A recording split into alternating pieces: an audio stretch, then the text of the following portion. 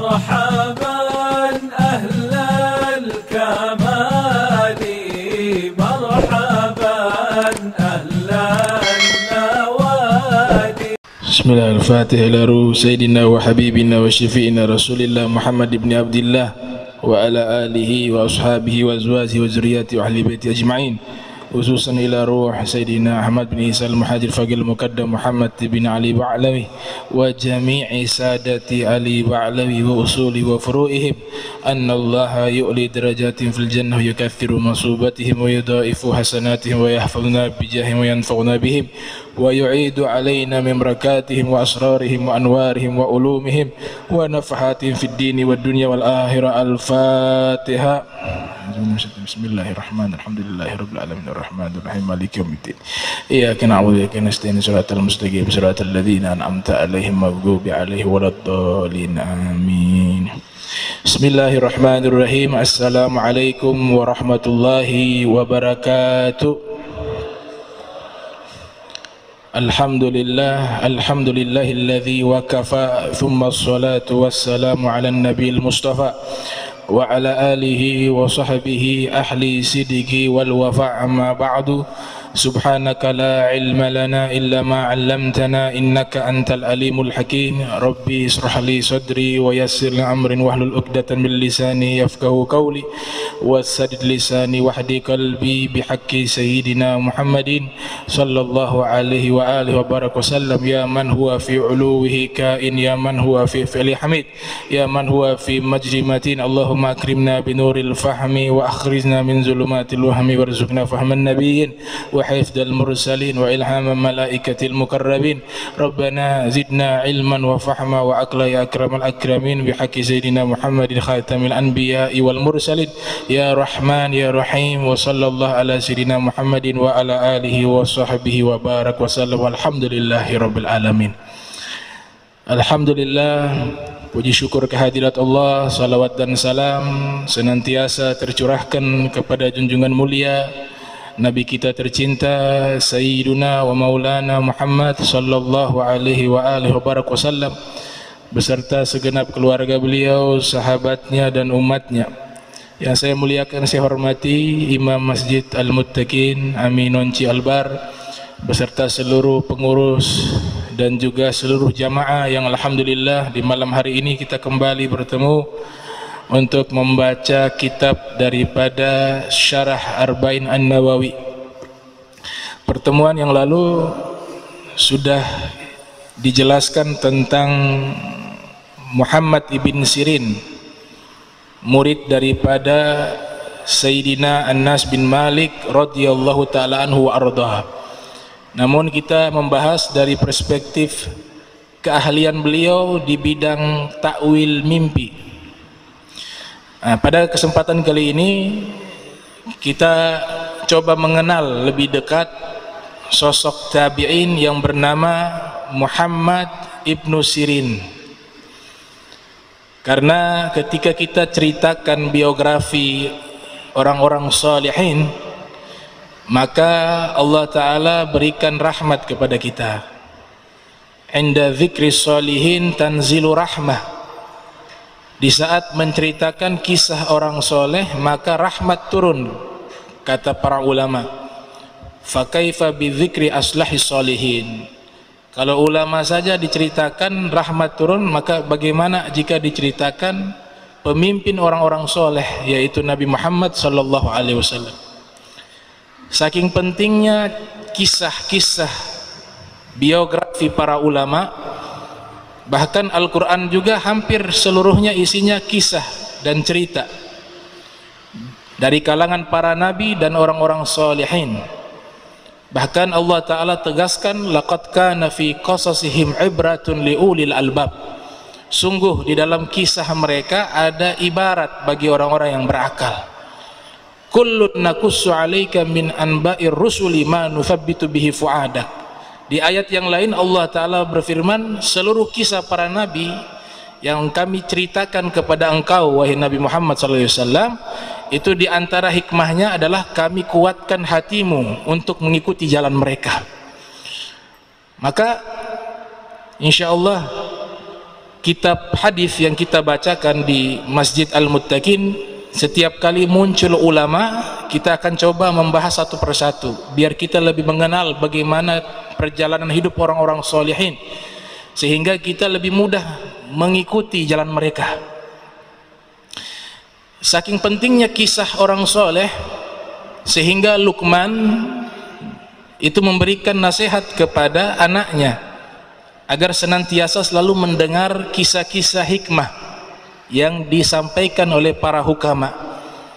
Kata Sayyiduna Luqman kepada anaknya, ya bunayya jalisul ulama'a wastami'u kalamal hukama fa inna Allah ta'ala yuhyi qalba mayta binuril hikmah kama yuhyil arda maytata bima'il matar. Kata Sayyidina Luqman kepada anaknya, wahai anakku, jalisul ulama'a, duduklah dengan para ulama, wastami'u kalamal hukama, dan dengarkanlah ucapan para ahli hikmah. Wastami'u kalamal hukama fa inna Allah ta'ala yuhyi qalba mayta, karena sesungguhnya Allah Ta'ala akan menghidupkan hati yang mati, binuril hikmah, dengan cahaya hikmah, dengan cahaya ilmu, kama yuhyil ardal maitata bima'il matar, sebagaimana Allah hidupkan bumi yang tandus dengan limpahan curahan air hujan. Itu disebutkan dalam kitab Nasaihul Ibad yang disusun oleh Asy-Syaikh Nawawi Al-Bantani.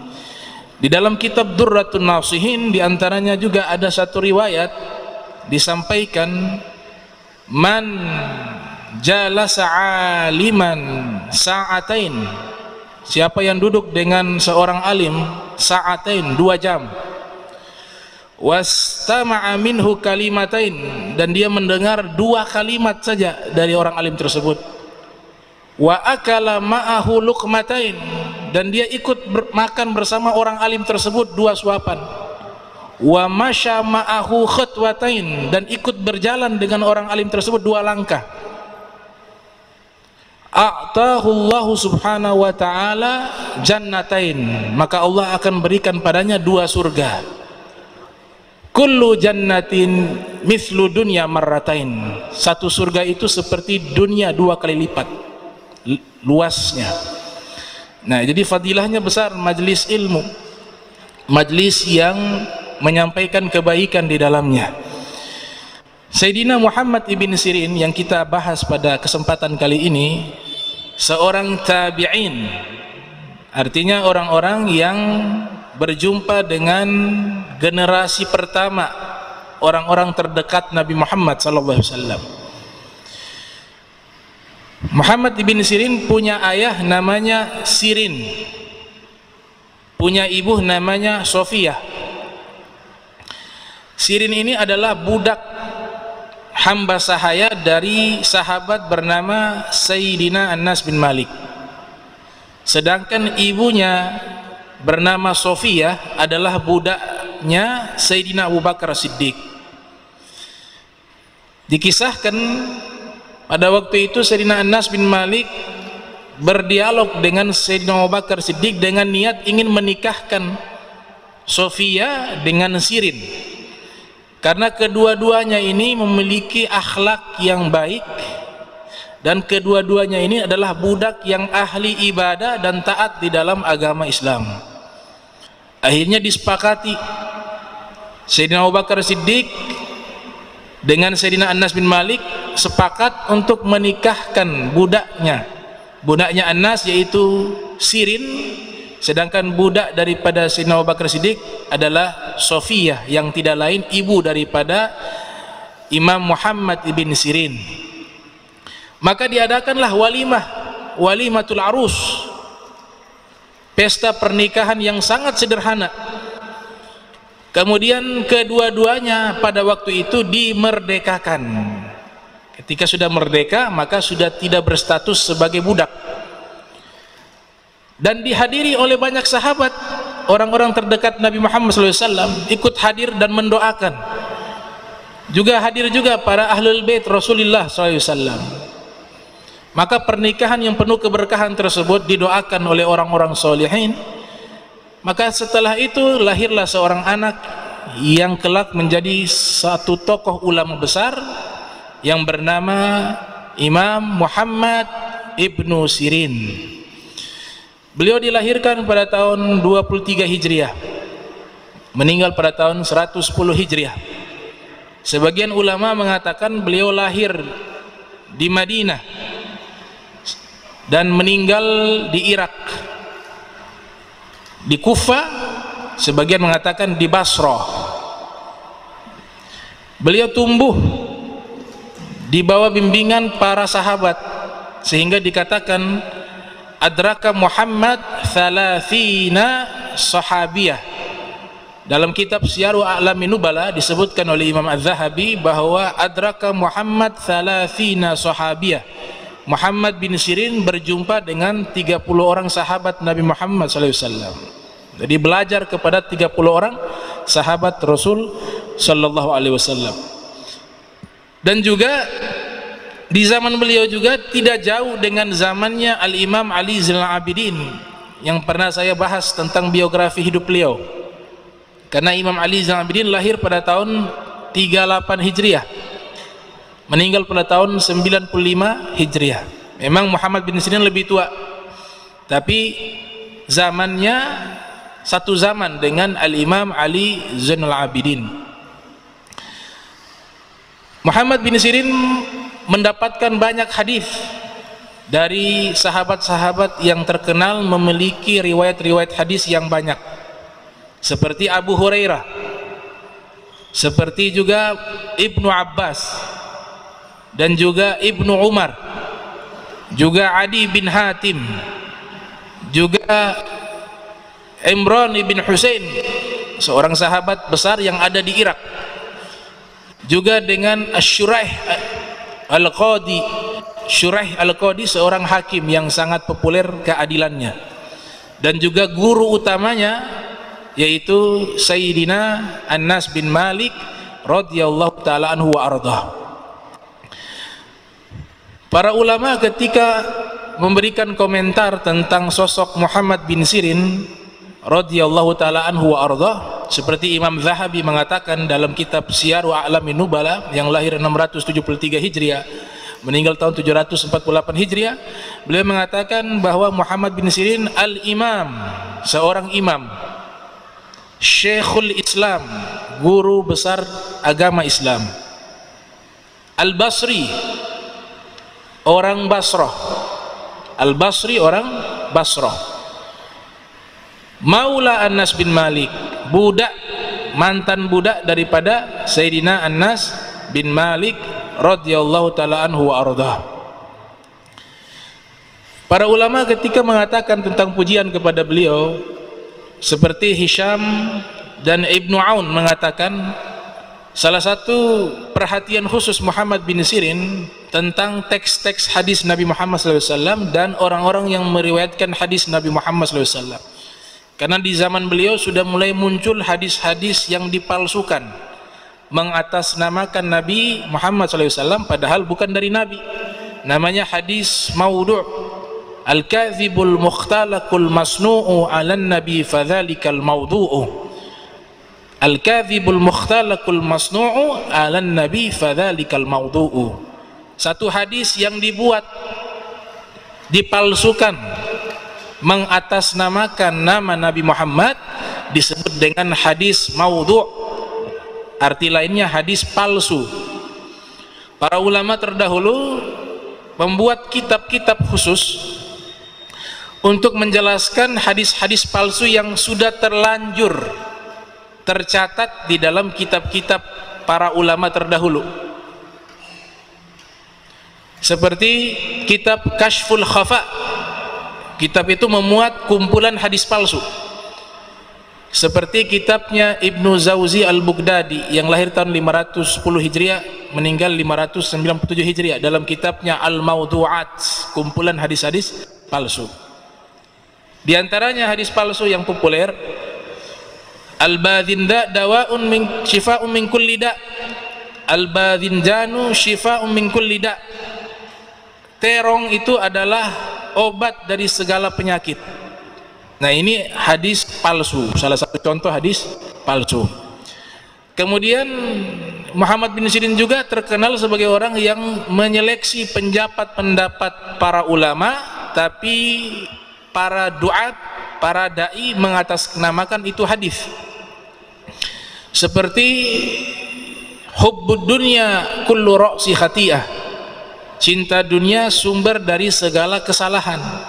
Nah, biasa disebutkan hadis dari Nabi Muhammad SAW, padahal ini bukan hadis Nabi, tapi ucapan para ulama, yaitu Malik bin Dinar, dan ini adalah ucapan Hasan al-Basri. Sebagian mengatakan ini ucapan Malik bin Dinar, sebagian ulama mengatakan ini ucapan Hasan al-Basri. Dan ini termuat dalam kitabnya Al-Imam As-Suyuti yang lahir tahun 849 Hijriah, meninggal tahun 911 Hijriah, dalam kitabnya Tadribur Rawi. Dan Muhammad bin Sirin ini adalah Al-Imam Muhammad bin Sirin adalah orang pertama yang berani membuat penilaian para periwayat hadis.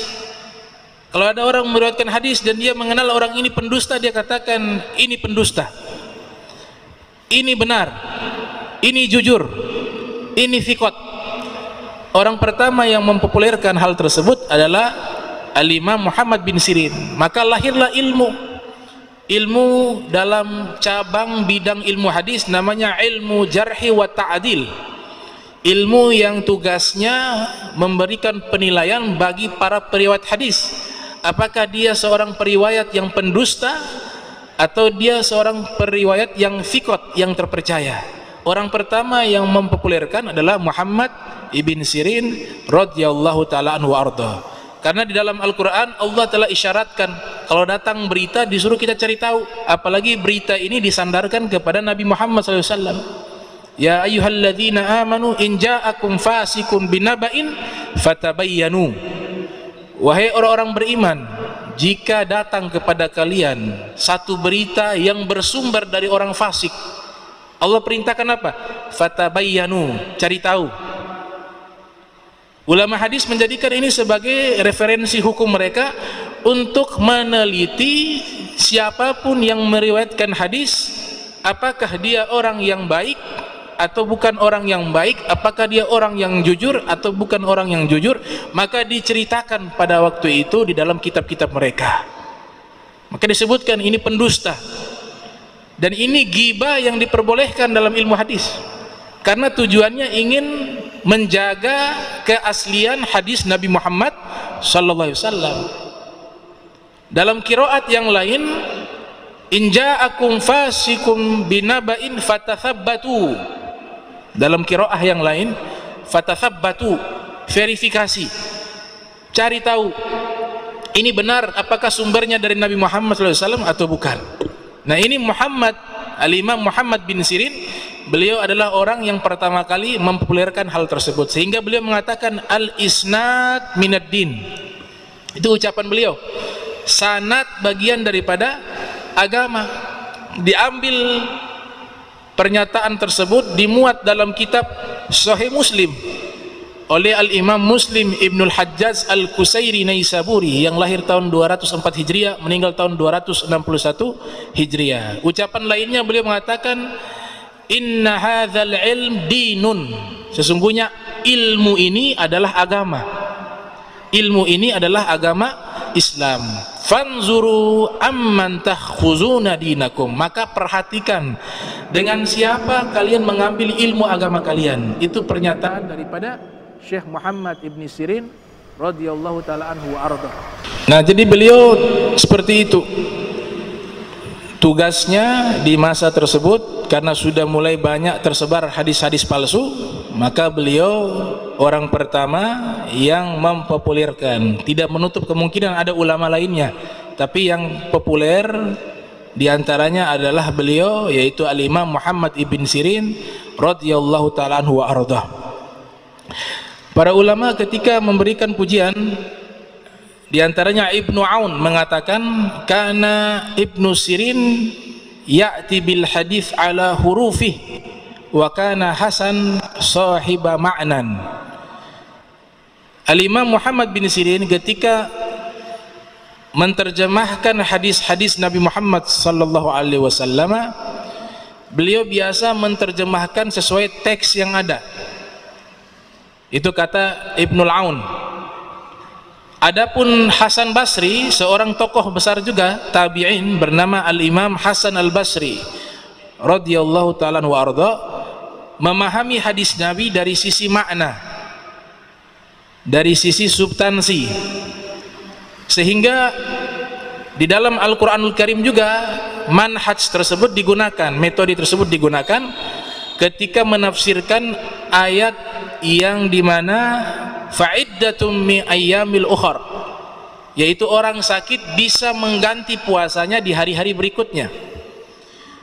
Orang sakit di sini yang disebutkan dalam Al-Quran menurut Muhammad bin Sirin sakit apapun, sehingga disebutkan dalam tafsir Rawai'ul Bayan fi tafsir ayatil ahkam oleh Dr.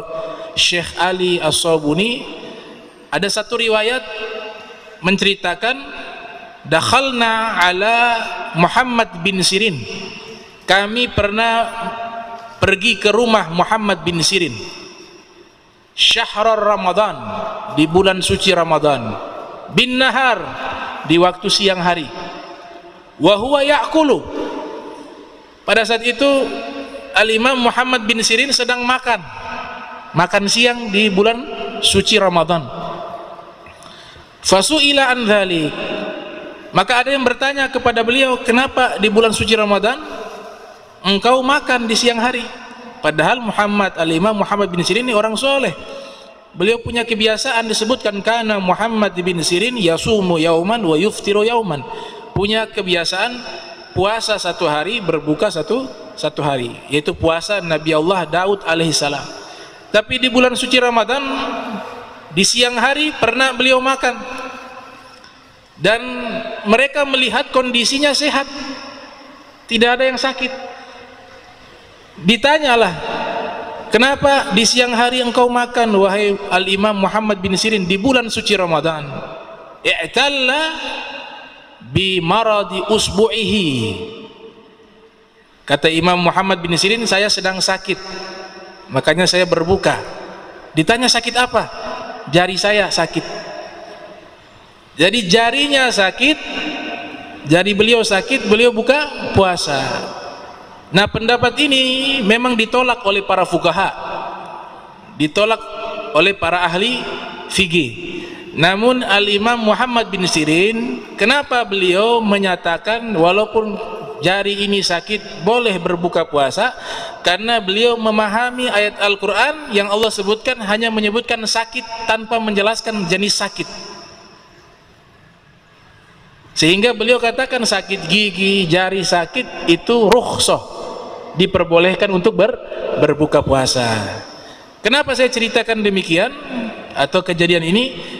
Nah, dari sini membuktikan bahwa Al-Imam Muhammad bin Sirin beliau seorang mujtahid, dan yang kedua beliau punya metode memahami nas itu sesuai dengan teksnya, bukan konteks, sehingga pemaknaan sakit diartikan sakit apapun boleh berbuka puasa. Namun ini tidak boleh dijadikan landasan hukum kita di saat ini, karena para fuqaha mereka sudah menjelaskan secara spesifik bahwa pendapat tersebut ditolak.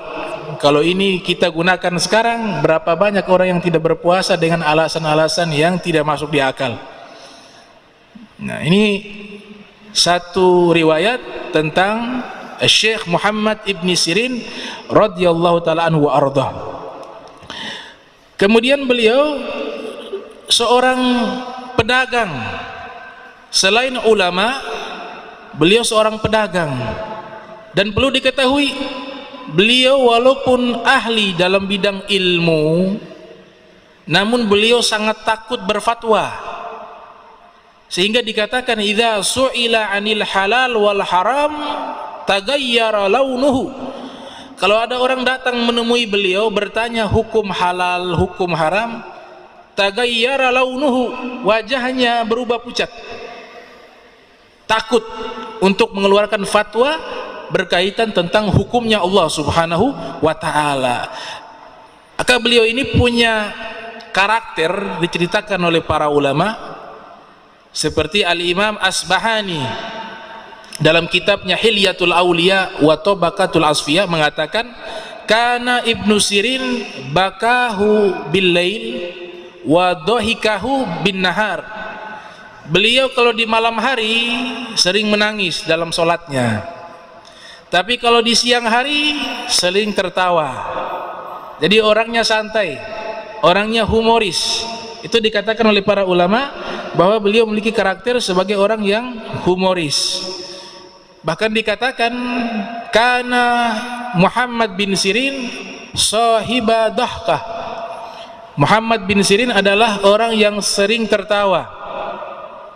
Di dalam hadis Nabi kita Muhammad sallallahu alaihi wasallam, Lubabul Hadis yang disusun oleh Al-Imam As-Suyuti mengatakan, ad-dahku ad-dahkul anbiya'i tabassumun wa dahkus syayatin qahqahatun. Tertawanya para nabi adalah senyuman, dan tertawanya syaitan adalah terbahak-bahak. Itu disebutkan di dalam riwayat tersebut. Al-Imam Ja'far Shadiq juga mengatakan, iyyakum wa kathratad dahak. Hati-hati kalian terlalu banyak tertawa, karena banyak tertawa yumitul qalb, bisa mematikan hati. Ya, jadi segala sesuatu yang berlebihan pasti tidak baik. Segala sesuatu yang berlebihan pasti tidak baik. Tapi kalau sekedarnya itu baik, karena Allah sudah memberikan konsep wa kulu washrabu wala tusrifu. Makanlah, minumlah, tapi jangan berlebih-lebihan. Dikatakan bahwa musrifin, orang-orang yang berlebih-lebihan itu adalah saudaranya syaitan, kata Allah subhanahu wa ta'ala di dalam Al-Quran. Dan ini makna berlebihan dalam segala aspek.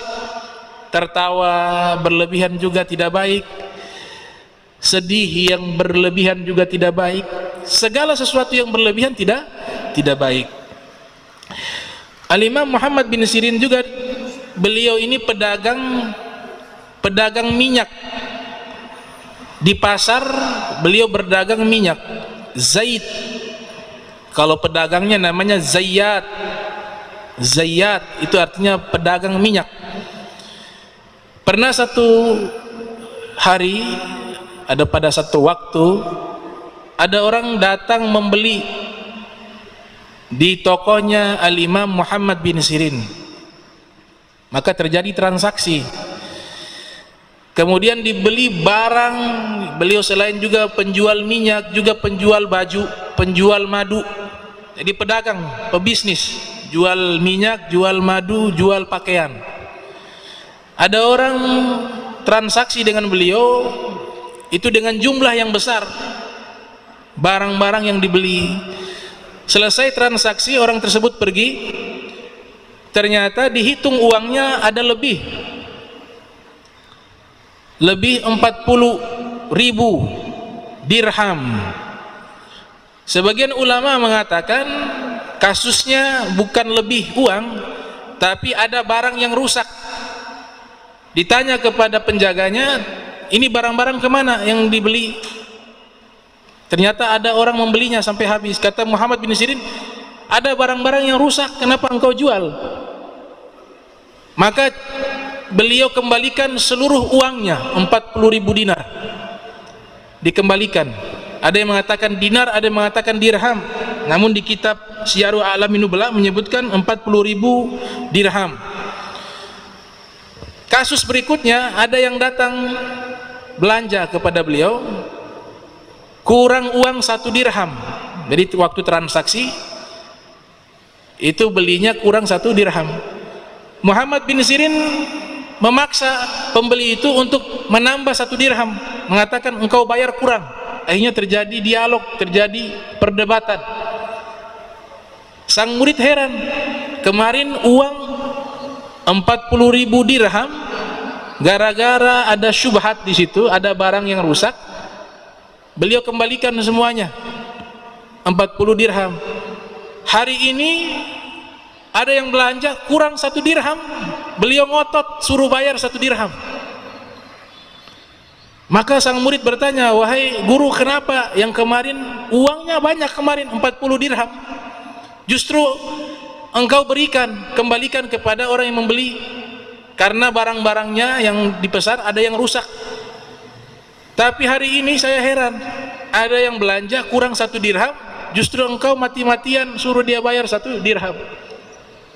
Kata Al-Imam Muhammad bin Sirin, karena yang kemarin itu kezaliman dari saya jual barang yang rusak, dan saya takut di hari kiamat Allah Ta'ala akan bertanya kepada saya, kenapa engkau menjual barang-barang rusak kepada orang? Maka saya kembalikan uangnya sebagai bentuk permintaan maaf. Adapun hari ini saya kasihan kepada pembeli tersebut, karena dia membeli dengan harga yang kurang, dikhawatirkan nanti di yaumil qiyamah dia diminta pertanggungjawaban oleh Allah Ta'ala karena belanja dengan harga yang kurang. Itu bagian daripada kezaliman. Jadi saya ingin selamatkan dia, makanya saya ngotot suruh dia bayar tambah lagi 1 dirham. Nah, ini namanya sifat waro', sifat yang sangat mulia, sifat yang dimiliki oleh orang-orang solihin. Al-Imam Sufyan ibn Uyainah mengatakan, lam yakun kufiyun wala basriyun wara'a mithla wara'i Muhammad bin Sirin. Tidak ada orang Kufa dan orang Basrah, artinya orang-orang Irak, tidak ada orang Kufa dan orang Basra yang memiliki sifat waro' seperti yang dimiliki oleh Muhammad bin Sirin. Satu kisah lagi diceritakan, Al-Imam Muhammad bin Sirin pernah membeli minyak zait dengan jumlah yang besar, walaupun bukan beliau pemilik, beliau ini hanya penjaga, ada bosnya yang memberikan modal kepadanya. Ternyata ketika sudah transaksi, sudah membayar daripada minyak tersebut, dibawalah minyak ini ke toko, dibuka, ternyata minyak tersebut ada 1 bangkai anak tikus yang masuk ke dalam tong penyimpanan minyak. Padahal minyaknya banyak ini, tapi pemikiran orang yang takut kepada Allah, Al-Imam Muhammad bin Sirin berpikir, ini minyak kalau diproses biasanya 1 tong. Kalau tikus yang jatuh, saya tidak tahu jatuh yang di mana, yang di sini apa yang di sini. Bisa jadi dia sudah terpindah di sini, sebelumnya dia menyatu dengan yang ini. Akhirnya karena takut menjual barang yang terkena najis, seluruh tong minyak ditumpahkan habis. Ditumpahkan. Akhirnya pemilik modal menuntut untuk ganti rugi. Kata Muhammad bin Sirin, saya akan bayar cicil, tidak punya uang. Maka dituntut masuk ke dalam penjara karena tidak mampu membayar hutang. Itu bentuk waro' daripada Al-Imam Muhammad bin Sirin radhiyallahu ta'ala anhu wa arda. Al-Imam Hammad bin Zaid mengatakan, lam yakun bil Basra ahadun a'lam bil qada min Muhammad bin Sirin. Tidak ada seorang pun di Basra yang lebih alim tentang ilmu hukum, ilmu qada, hukum pidana dan perdata seperti Muhammad bin Sirin. Sebagian ulama mengatakan hasul ilmu bil faraid wal qada'i wal hisabi. Al-Imam Muhammad bin Sirin juga terkenal orang yang sangat paham tentang ilmu faraid, ilmu tentang warisan. Nah, ilmu pertama di dalam ilmu Islam, ilmu agama Islam yang akan punah itu ilmu faraid. Jadi ilmu faraid ini di zaman kita ada hadis diriwayatkan dari Sayyidina Umar bin Khattab, itu menyebutkan tanda-tanda dekatnya hari kiamat, Allah mengangkat ilmu faraid, ilmu tentang warisan, sehingga orang-orang yang ingin bertanya tentang hukum warisan sulit menemukan orang yang ahli dalam bidang ilmu warisan. Itu sebenarnya hadis Nabi Muhammad SAW. Ilmu agama pertama yang Allah angkat adalah ilmu faraid. Langkah zaman sekarang, untuk kita mencari orang-orang yang ahli dalam bidang ilmu faraid. Tapi kalau di zaman dahulu banyak yang ahli. Ini bagian daripada mukjizatnya Nabi Muhammad SAW, sudah mengabarkan tentang masa depan bahwa ilmu agama yang pertama kali akan punah adalah ilmu faraid, ilmu mawarith, ilmu tentang warisan. Dan ilmu ini tidak mudah. Ilmu ini dibutuhkan keahlian di dalam menghitung. Juga ilmu ini dibutuhkan pemahaman nas, karena masing-masing ahli waris punya hitungan, punya porsi. Dan ini Imam Syafi'i pun mengatakan, saya lebih baik memikul gunung dibanding belajar ilmu faraid. Itu Imam Syafi'i rahimahumullah. Kenapa? Karena saking susahnya ilmu faraid. Nah, Al-Imam Muhammad bin Sirin salah satu ulama yang pakar dalam bidang ilmu faraid. Karena kenapa? Beliau juga ahli dalam bidang ilmu hisab. Beliau juga pakar dalam bidang ilmu matematika. Al-Imam Muhammad ibn Sirin radhiyallahu ta'ala anhu wa ardah. Nah, disebutkan juga ketika beliau di dalam pasar,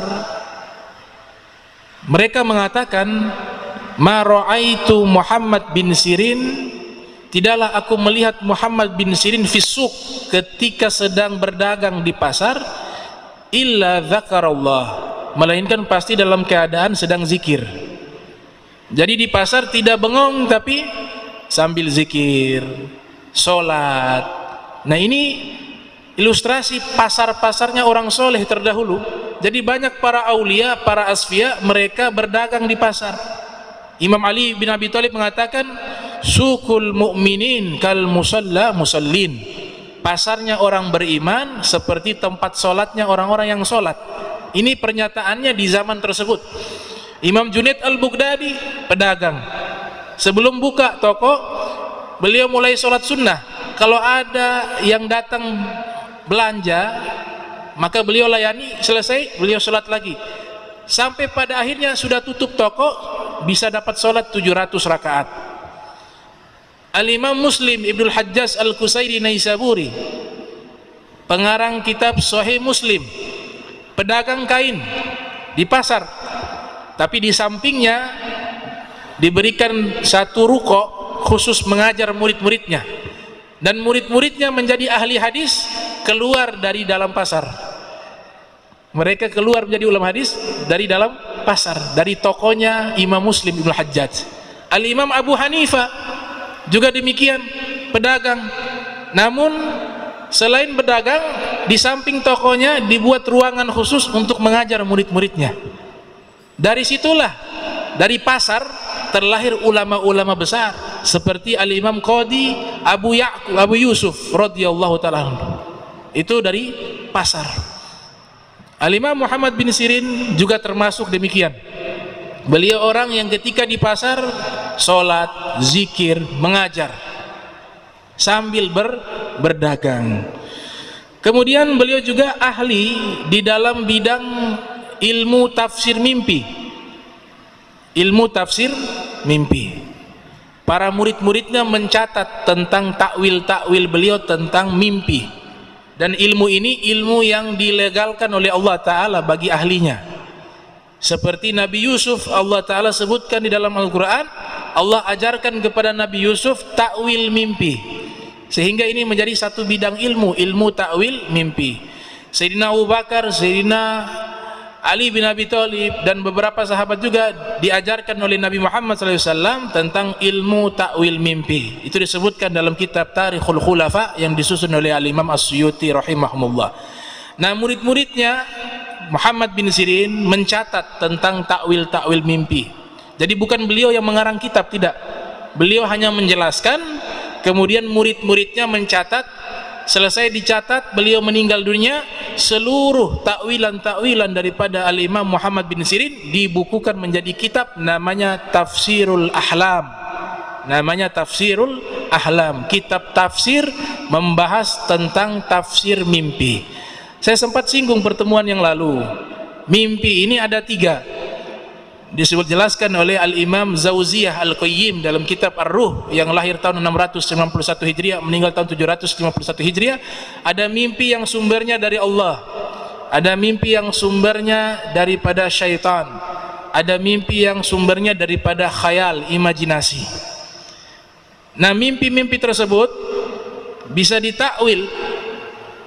Di antaranya Al-Imam Muhammad bin Sirin di dalam kitab takwil mimpi tersebut mengatakan, man ra'a rabbahu, siapa yang pernah mimpi melihat Allah Subhanahu wa taala, fil manam dakhalal jannah, pasti masuk surga. Ada riwayat disebutkan dalam kitab Al-Manhajus Sawi, di antara ulama yang pernah bermimpi melihat Allah Subhanahu wa taala dalam mimpinya, itu Al-Imam Ahmad bin Hanbal radhiyallahu ta'ala anhu arda. Bahkan disebutkan mimpinya sebanyak 99 kali. Mimpi melihat Allah Ta'ala sebanyak 99 kali. Dalam mimpi tersebut Imam Ahmad bin Hanbal bertanya kepada Allah, wahai Allah, amalan apa yang membuat hamba-hambamu bisa dekat dengan engkau? Maka Allah Ta'ala berfirman, bikalami, dengan firmanku. Kemudian ditanya lagi oleh Imam Ahmad bin Hanbal, bifahmin au bigairi fahmin, dengan firmanmu bagi orang yang paham atau juga orang yang tidak paham. Maka Allah Ta'ala berfirman, bifahmin wa bigairi fahmin. Al-Quran bisa mendekatkan hamba denganku bagi orang yang faham maupun orang yang tidak faham artinya. Nah, ini riwayat menyebutkan Imam Ahmad bin Hanbal bermimpi melihat Allah Subhanahu wa ta'ala. Kemudian juga orang yang mimpi melihat Nabi kita Muhammad sallallahu alaihi wasallam, juga Al-Imam Muhammad bin Sirin meriwayatkan dari gurunya sahabat Sayyidina Anas bin Malik radhiyallahu ta'ala anhu arda mengatakan dalam satu riwayat, man ra'ani fil manami lan yadkhulan nar. Nabi bersabda, siapa orang yang mimpi melihat aku, maka dia tidak akan masuk ke dalam neraka, kata Nabi kita Muhammad sallallahu alaihi wasallam. Itu termuat dalam kitab Tafsirul Ahlam. Ada seorang bernama Abdullah bin Muslim pernah bermimpi duduk di majlisnya Ibadiyah. Ada mazhab namanya mazhab Ibadiyah, masih ada sampai sekarang. Negara yang paling banyak mengikuti mazhab Ibadiyah itu Oman. 70% lebih mereka menganut paham Ibadiyah. Ini satu aliran besar dalam Islam, bahkan lebih dahulu dari Sunni sama Syi'i. Nah, mereka ini tidak bermazhab, tidak ikut 4 mazhab, dan mereka juga tidak ikut terlibat di dalam perbedaan pendapat yang ada, dan mereka mempercayai takdir. Berbeda dengan akidah ahli sunnah wal jamaah, yaitu takdir itu ketika Allah ciptakan kita yang melakukan sendiri apa yang kita mau. Kalau mau pintar, ya belajar, dapat ilmu, itu bukan dari Allah tapi dari usahanya. Itu pemahaman Ibadiyah, ya, mazhab namanya Ibadiyah. Ini adalah cabang dari Khawarij yang sudah muncul di masa Imam Ali bin Abi Thalib di tahun 39 Hijriah. Ketika terjadi perang dengan Muawiyah, sudah muncul, mereka lari, ya, dari Najd mereka lari ke Irak. Di Irak diusir, mereka pergi ke ujung semenanjung Arab yang dahulu sekarang namanya Oman. Jadilah dibuat kerajaan di sana, dan zaman sekarang menjadi negara, dan mazhab mereka Islam tapi bermazhab Ibadiyah. Sholatnya tidak pakai, ya, takbiratul ihram, mengangkat tangan tidak ada. Adapun cara sholatnya hampir sama, dan mereka tidak mengikuti para fuqaha yang populer. Mereka punya ulama tersendiri, punya kitab hadis sendiri, punya kitab musnad sendiri. Itu adalah mazhab namanya Ibadiyah. Nah, Abdullah bin Muslim pernah datang bertanya kepada Al-Imam Muhammad bin Sirin.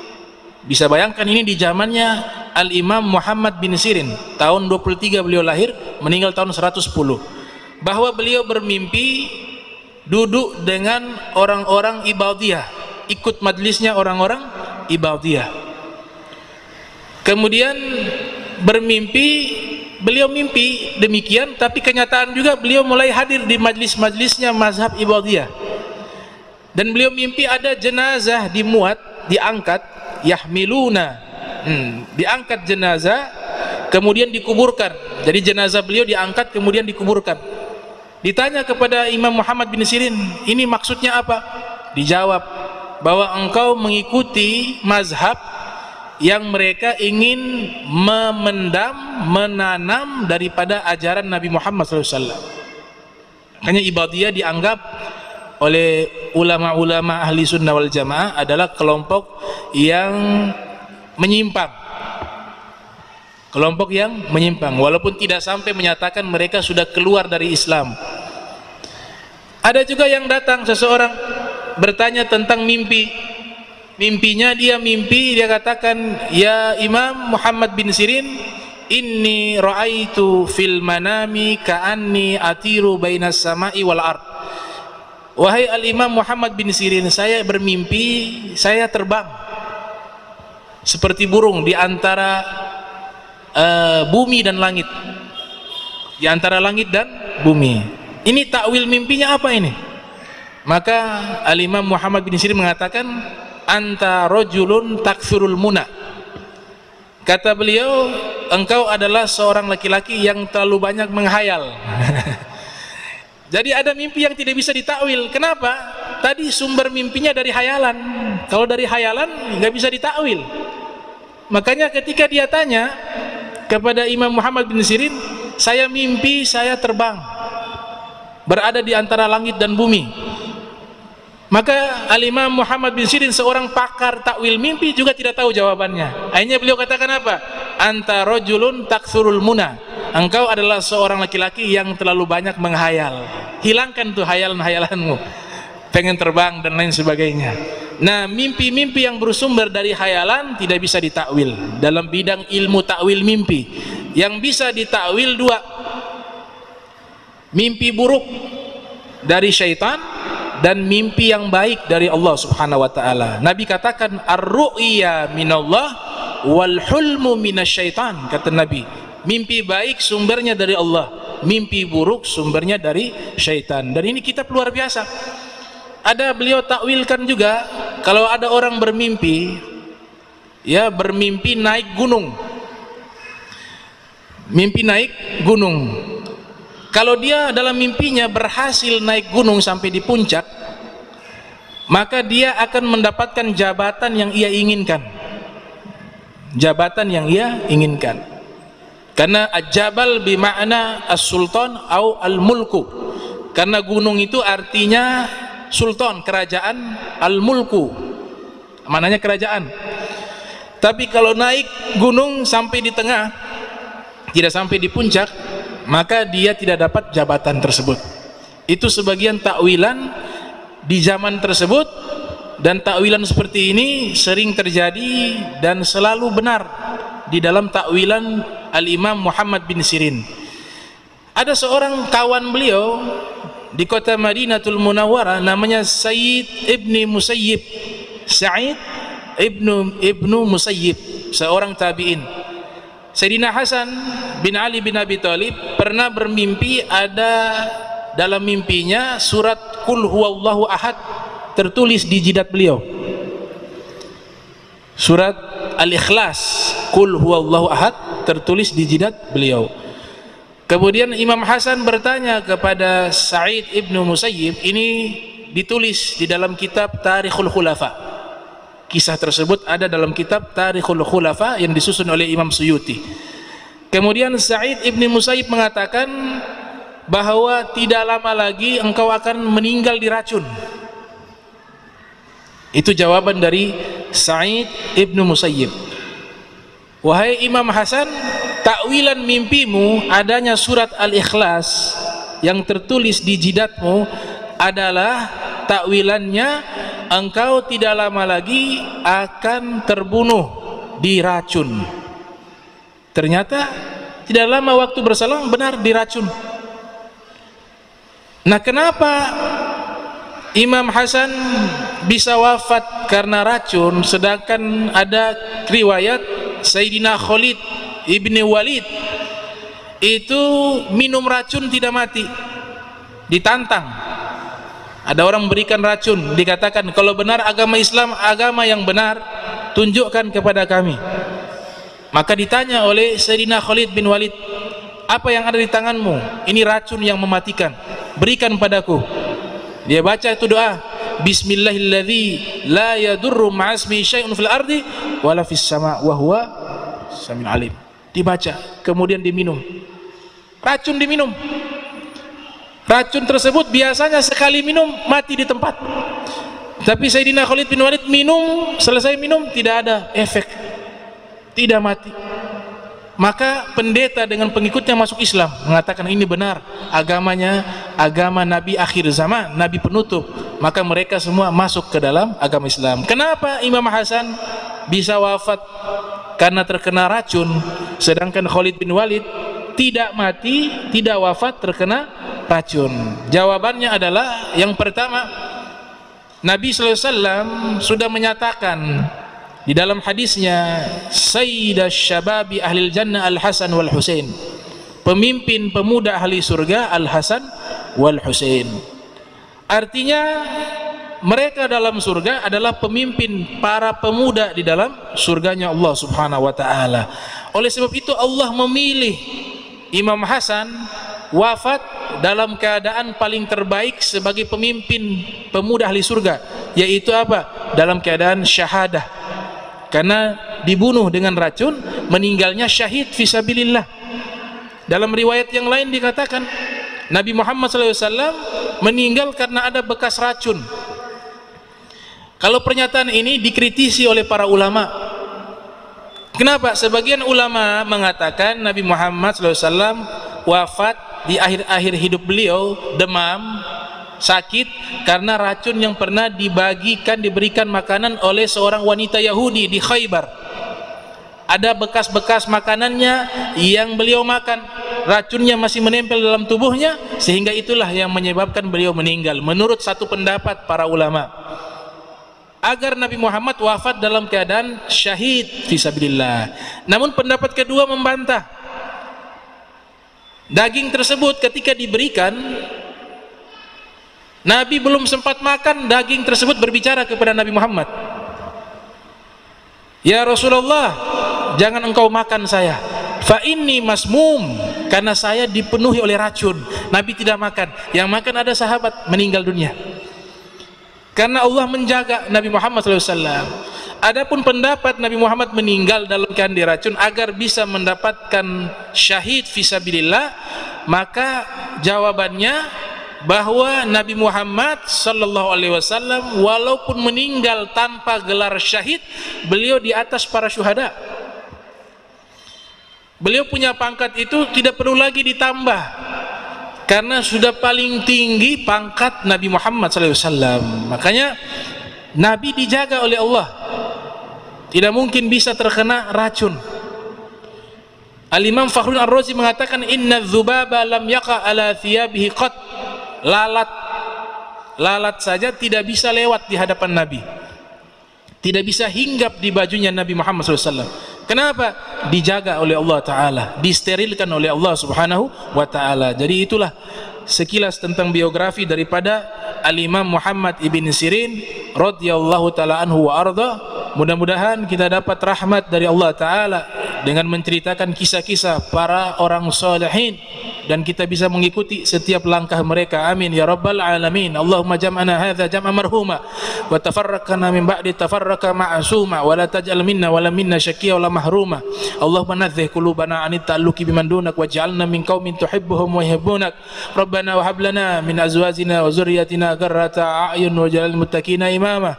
Subhanaka bihamdika asyhadu an la ilaha illa anta astaghfiruka wa atubu ilaik. Wa sallallahu alaihi Muhammadin wa ala alihi wa sahbihi wa barak wa sallama walhamdulillahi rabbil alamin. Wassalamualaikum warahmatullahi wabarakatuh.